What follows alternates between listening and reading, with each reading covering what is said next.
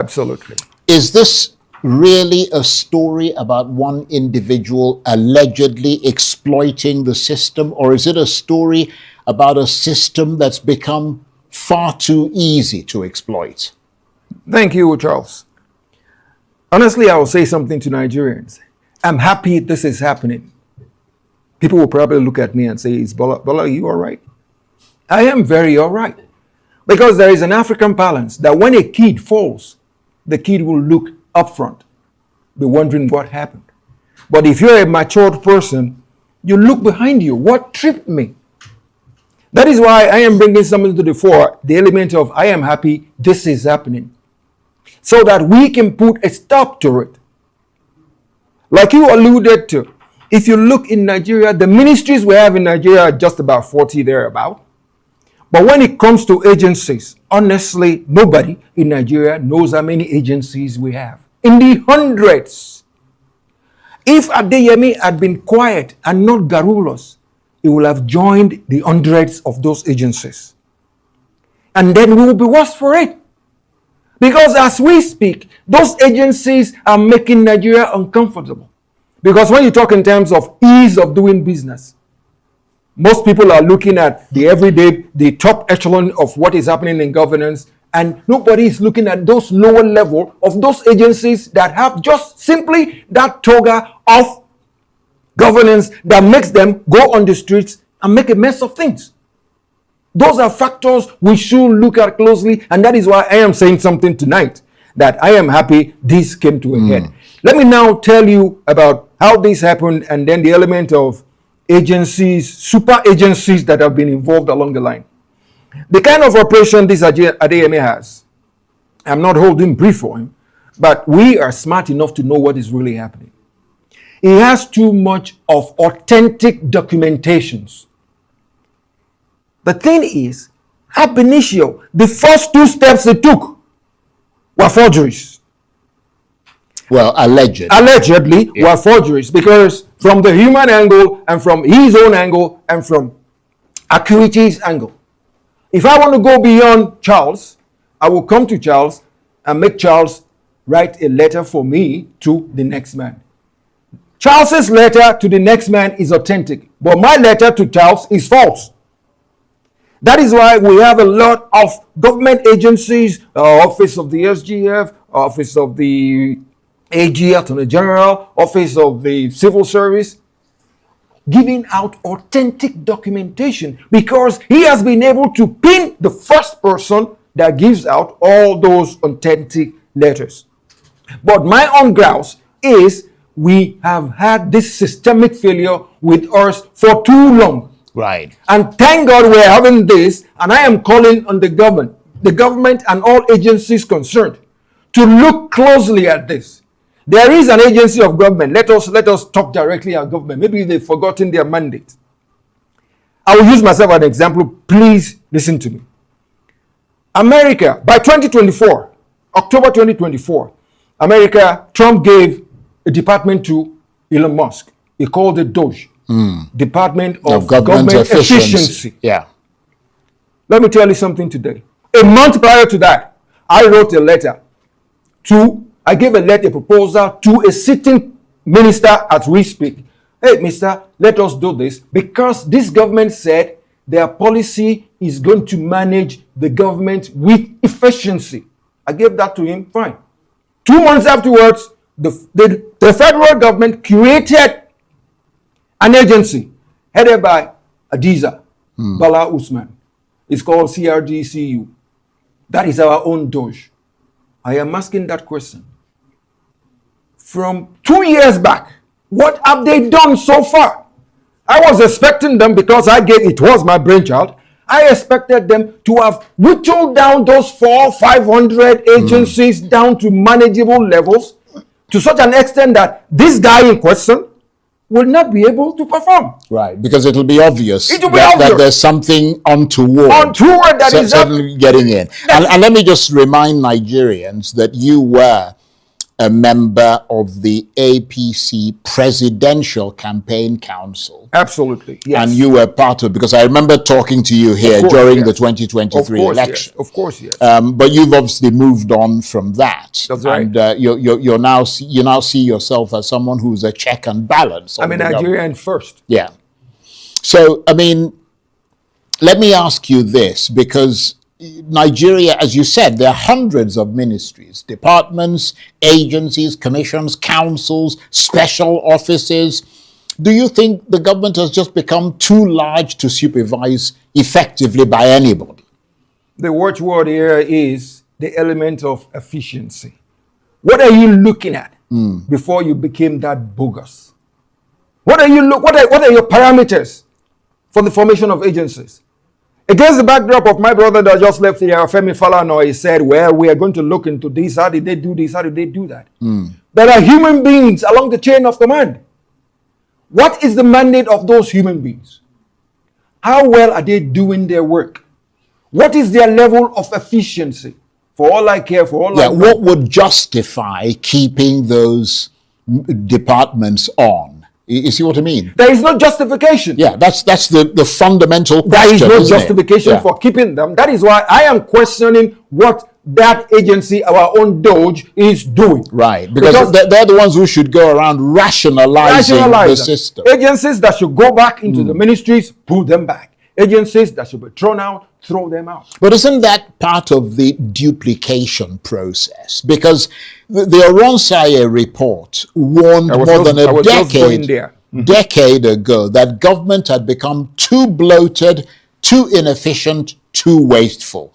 Successive governments have simply ignored one of the most important reform documents ever written on public administration in this country. And it's simply duplicating things and coming up, because if that was implemented, although it was partially, I mean, I remember there was a time when it was sort of brought up and there was talk of doing it. Nothing happened. But it sort of, gave the appearance of something being done, and then it wasn't. Like somebody says, an American comedian he says, a lot of these countries, they think of something to do and then they don't do it.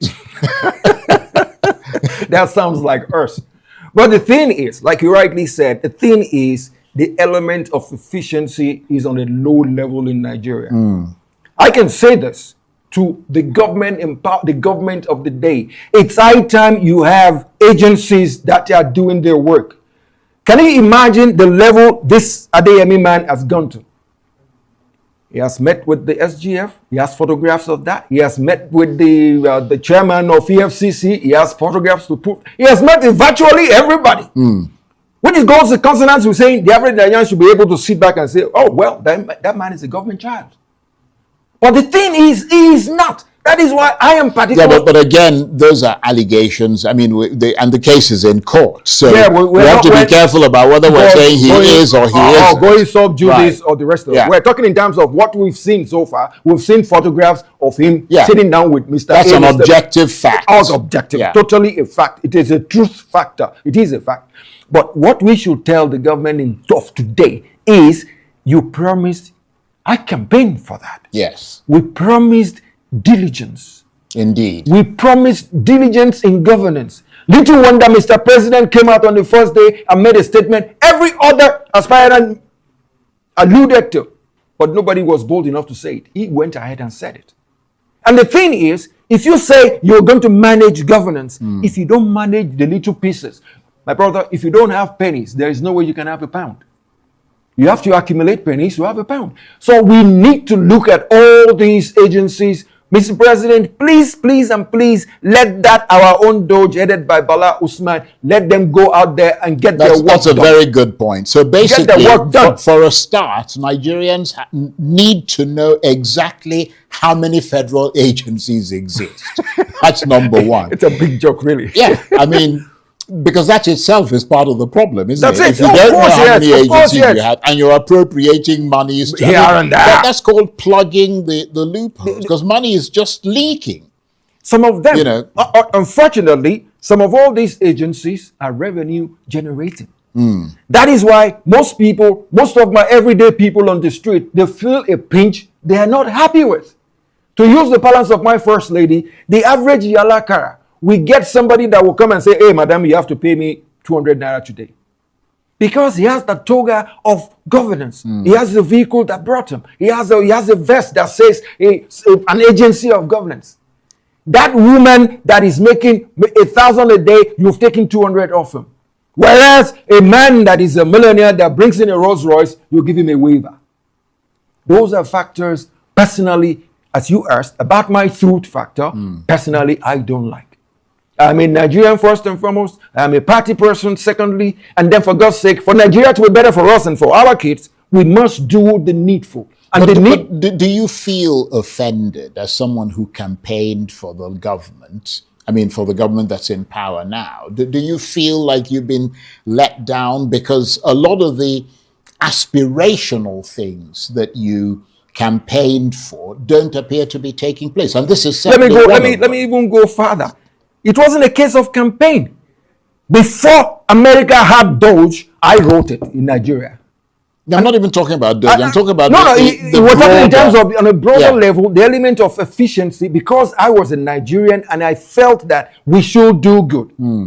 I wrote that, dropped it. They practiced it without the person whose brainchild it was. And at the same time, what we are seeing now after 2 years. In my mind, after 2 years, I believe those agencies will have been whittled down to maybe 100, thereabout. But as we're seeing it, we're adding more to it. If this guy hadn't blown a fuse, we wouldn't have known. There are some quieter ones are getting into agencies here and there. Well, hopefully they're all very nervous now, given that this has happened. Not just nervous.